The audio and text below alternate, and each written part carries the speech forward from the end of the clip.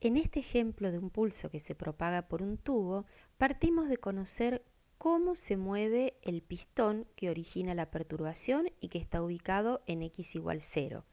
Analizamos en detalle su movimiento en el tiempo y analizamos también con qué velocidades se desplaza hacia adelante y hacia atrás. Vimos que esas velocidades son constantes, todas cosas que ya sabíamos incluso de física 1. Lo que nos preguntamos ahora es, ¿qué le ocurrirá en función del tiempo a otro punto cualquiera del tubo? Por ejemplo, el punto que está ubicado en la coordenada x igual 10. Sabemos que cualquier otro punto va a repetir lo que hace el emisor, pero con un retardo. ¿Cuál va a ser ese retardo para el punto que en el equilibrio está en la coordenada x igual 10? Lo podemos calcular y resulta de 0,03 segundos, porque es dependiente de x, que representa lo lejos que está ese punto del emisor, e inversamente proporcional a la velocidad de propagación c. Con esto entonces, repetimos, lo que le pasa a este punto del tubo en un instante determinado es lo mismo que le pasó al emisor, pero no en ese mismo instante, sino antes. ¿Cuánto antes? Un tiempo de retardo antes. Entonces, ¿qué es lo que le pasa, por ejemplo, en términos de desplazamiento al punto que en el equilibrio está en la coordenada x igual 10? Le ocurre lo mismo que al emisor. Avanza durante 0,1 segundos, retrocede durante un tiempo menor, lo mismo que hizo el emisor, avanza con velocidad constante y del mismo valor con la que avanzaba el emisor. Retrocede con velocidad constante de igual módulo de la velocidad de retroceso del emisor. Nada más que lo hace con un tiempo de retardo. No comienza a moverse en t igual 0 como la sección x igual 0, sino que comienza a moverse con un retardo de 0,03 segundos. Lo interpretamos de nuevo ahora con la animación.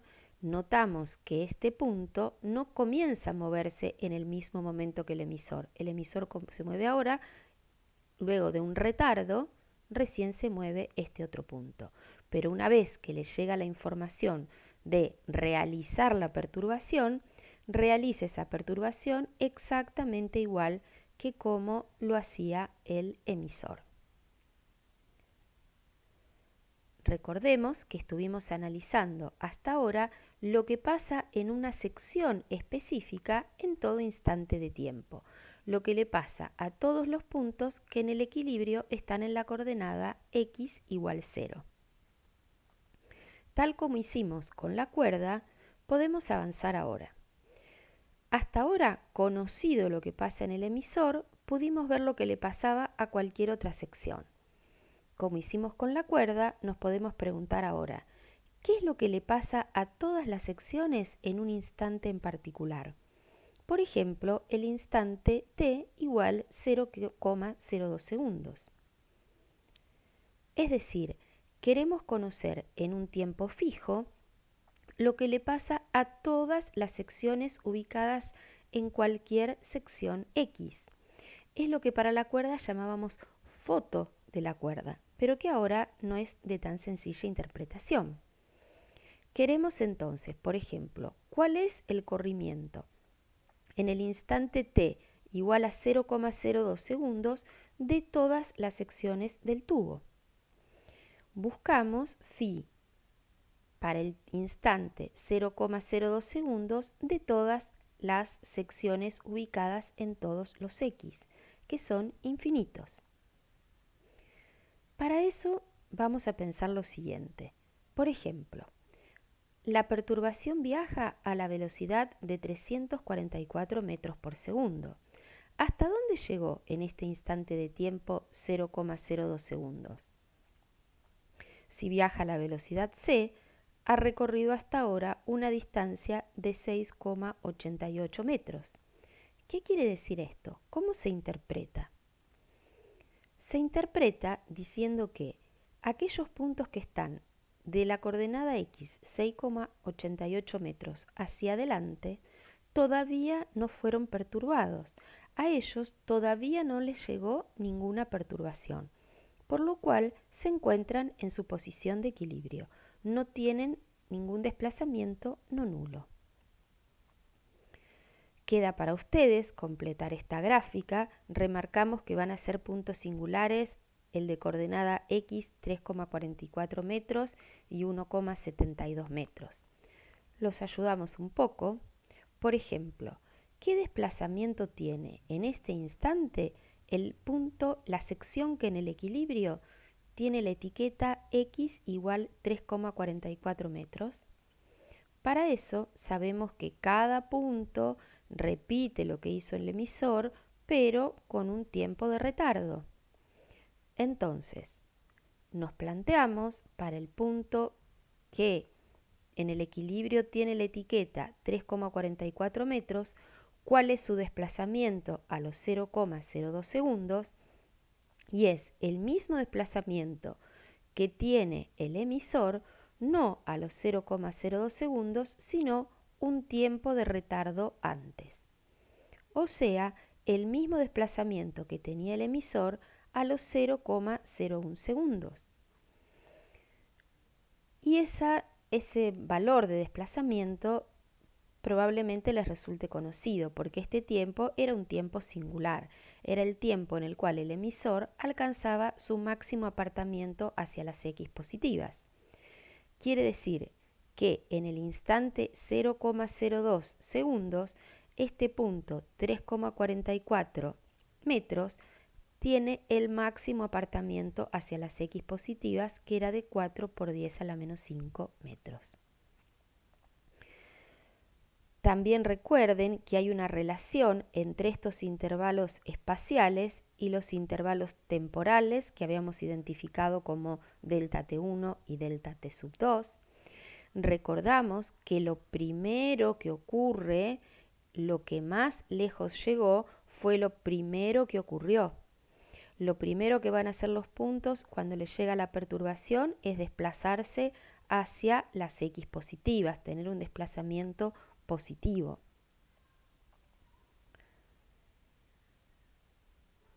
Recordamos una vez más que ahora se trata de ondas longitudinales. Entonces, por ejemplo, el punto que en el equilibrio estaba en esta determinada sección, en el instante 0,02 segundos, tiene este desplazamiento marcado con la flecha en naranja. Y la sección que en el equilibrio estaba en esta coordenada X, a los 0,02 segundos tiene este otro desplazamiento marcado con la flecha verde. Pero esos desplazamientos son en dirección horizontal. Quiere decir que este punto no está más ahora en este lugar estaba en el equilibrio y ahora está en esta otra posición. Este punto era el que en el equilibrio tenía esta posición, pero como ahora tiene este desplazamiento verde, no está más en este lugar, sino que está en este otro.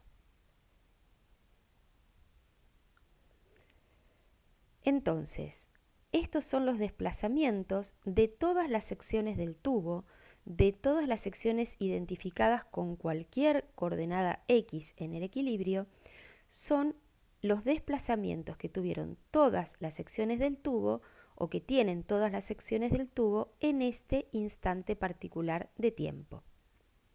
Nos preguntamos, en este instante de tiempo y teniendo estos desplazamientos, ¿las secciones se están moviendo hacia adelante o hacia atrás? Para responder a eso, desplazamos un poco esta función perturbación-desplazamiento. Sabemos que viaja por el tubo a la velocidad c, la dibujamos entonces desplazada hacia el sentido en el que se está moviendo y vemos que estos puntos, los que están entre la coordenada 3,44 metros y 6,88 metros, tienen desplazamientos o velocidades, mejor dicho, positivas. Estos otros tienen velocidades negativas. como ya sabemos cuál es el módulo de la velocidad con que las distintas secciones se desplazan hacia adelante, porque lo vimos al analizar el movimiento del emisor en función del tiempo, podemos hacer esa correspondencia con ahora lo que ocurre a las distintas secciones del tubo. Pero recordamos, estas secciones están moviéndose hacia adelante con esta velocidad. Estas secciones están moviéndose hacia atrás con este otro módulo de la velocidad. No son velocidades en verticales, sino en sentido longitudinal.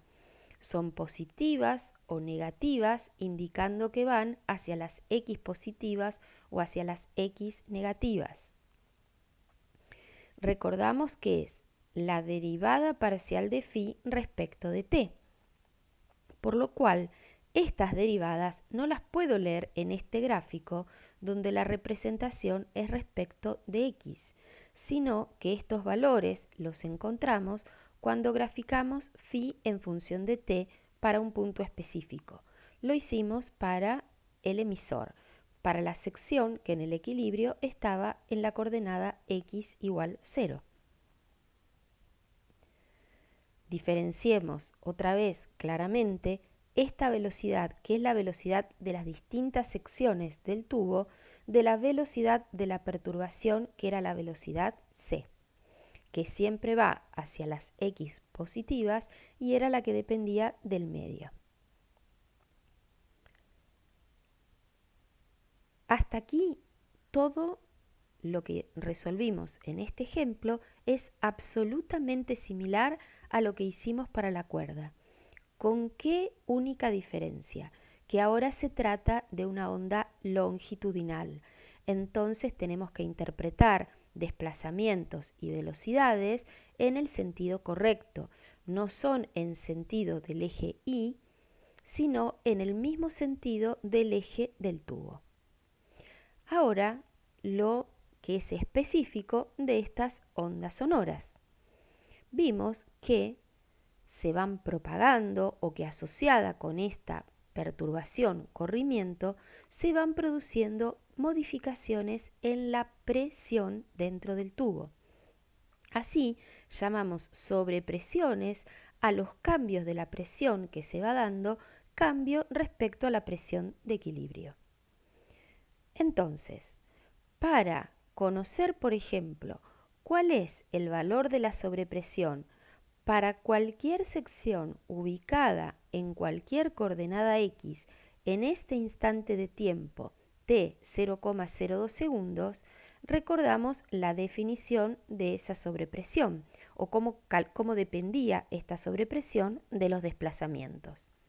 Las sobrepresiones dependen de la derivada de phi respecto de x, con un signo menos, indicando que si esta derivada es positiva, o sea, si los elementos diferenciales de tubo se expanden, la sobrepresión disminuye. La densidad también disminuye. Y la proporcionalidad la da el módulo de compresibilidad del aire en este caso. Notemos que queremos hacer una derivada respecto de x y estamos justamente graficando en función de x, por lo cual esta derivada la leemos fácilmente en las pendientes de estas curvas. En este caso son rectas, la pendiente es constante. ¿Cómo vamos a calcular la derivada en este entorno? Será diferencial de phi sobre diferencial de x. Prestemos atención que esta derivada resulta ahora adimensional, porque tengo metros sobre metros. Recordemos o prestemos atención a que tiene signo negativo esta derivada. De igual manera, podríamos calcular la pendiente de esta otra recta, sería la derivada en este otro tramo, como delta phi sobre delta x. Esta pendiente es positiva. Conocidas ahora estas pendientes, podríamos graficar las sobrepresiones. Fíjense que en este tramo resulta constante En este otro tramo resulta también constante, pero de otro valor. Prestemos atención. Acá la pendiente era negativa, pero con este signo menos, la sobrepresión resultó positiva. Pendiente positiva, con este signo menos, la sobrepresión es negativa. Tengamos en cuenta que para pasar de este valor a este valor, nos falta multiplicar por el coeficiente de compresibilidad. Otra cuestión a la que le podemos prestar atención es la siguiente. En esta zona las sobrepresiones son positivas. ¿Qué significa? Que en esta zona las secciones se están corriendo hacia adelante con pendiente negativo, son estos corrimientos, por lo cual los elementos diferenciales de tubo se están comprimiendo, lo que implica un aumento en la presión, por lo cual las sobrepresiones son positivas. En este otro caso, en cambio, los elementos se están expandiendo, por lo cual la presión disminuye respecto a la presión que tenía en la situación de equilibrio.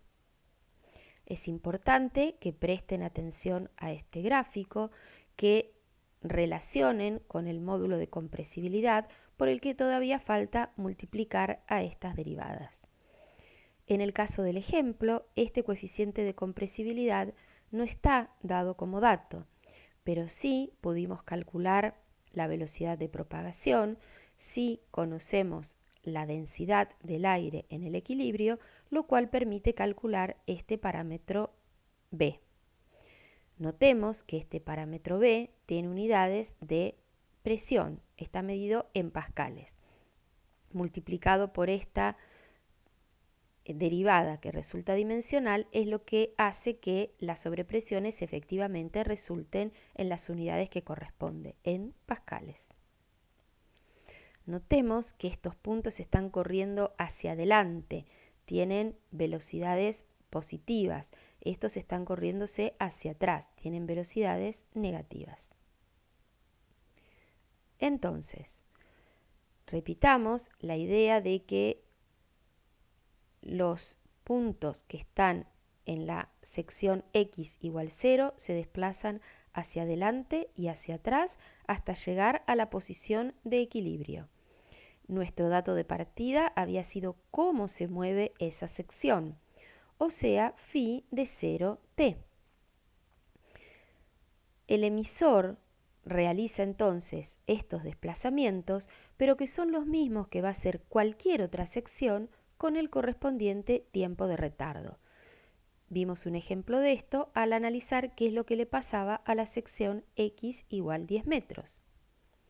Volvemos a prestar atención entonces en esta diapositiva a lo que le está pasando a un punto en función del tiempo. Veamos. Este era el gráfico de las velocidades. Repetimos, estamos graficando en función del tiempo. Conocida los desplazamientos, haciendo derivadas respecto del tiempo, derivadas que se leen en este gráfico en forma directa, graficamos las velocidades derivada de phi respecto de t.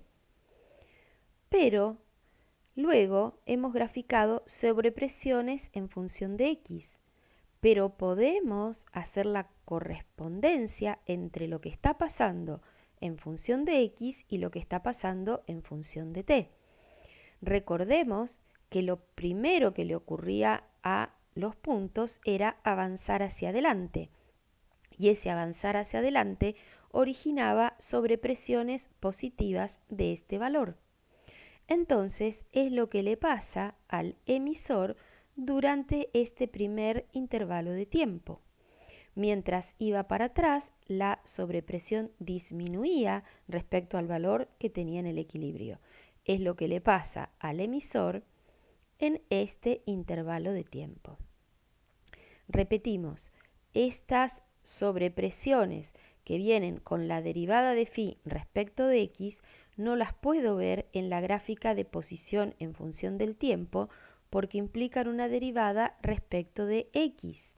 Sí las encontramos cuando graficamos desplazamientos en función de X. Y lo que hicimos fue interpretarlos ahora pensando qué es lo que le va a pasar a un punto como el emisor respecto ahora al parámetro sobre presiones en función del tiempo. También podemos pensar que estamos hablando de ondas viajeras, en este caso ondas que se desplazan hacia las X positivas. Vimos que hay una cierta relación entre lo que pasa en el espacio y lo que pasa en el tiempo. Hay una relación entre las derivadas respecto de X y las derivadas respecto de t. Si hacemos esa interpretación, lo vimos en los videos de la clase de teoría, habíamos encontrado para este tipo de ondas viajeras una relación entre sobrepresiones y velocidades. Las sobrepresiones y las velocidades tienen el mismo tipo de función, de dependencia funcional. No tienen el mismo módulo, el mismo valor, por supuesto, porque esto es algo medido en pascales, es una presión, y esto es una velocidad. El parámetro que los relaciona es la impedancia acústica. Pero vemos la misma dependencia funcional, valores constantes y positivos para velocidades y sobrepresiones, valores constantes y negativos en este otro intervalo de tiempo. Si volvemos ahora a lo que pasa para todo X, conocidos los desplazamientos, por ejemplo, en este instante de tiempo, podemos interpretarlo de la siguiente manera. Estas son distintas secciones de tubo ubicadas en estas posiciones X en la situación de equilibrio. Hemos buscado secciones equiespaciadas medio metro una de otras. Así se encuentran en el equilibrio, equiespaciadas. En el instante t 0,02 segundos ya no las vemos más equiespaciadas. Vemos que en este tramo permanecen en la posición de equilibrio. En esta zona están más juntas que lo que estaban en el equilibrio y en esta zona están más separadas. Donde están más juntas, la sobrepresión es positiva, tal como vimos. Donde están más separadas, la sobrepresión es negativa, tal como vimos también cuando graficamos sobrepresiones en función de X. Estas gráficas serían el equivalente a las fotos que sacábamos de la cuerda, donde se encuentra cada elemento de cuerda en función del tiempo, o mejor dicho, para un tiempo específico. Esto representa dónde están las secciones de tubo en un tiempo específico. Nos resulta difícil esta idea de foto porque no vemos a esas partículas desplazadas de su posición de equilibrio. Pero así, en estas posiciones las encontraríamos, si pudiéramos verla, en este instante de tiempo, si la perturbación que hubiera viajado por el tubo fuera esta. Como vemos, en esta sección sobre presiones positivas, en esta sección de tubo sobre presiones negativas. Terminamos este ejemplo, que luego vamos a completar haciendo un análisis respecto a la energía que estuvo involucrada.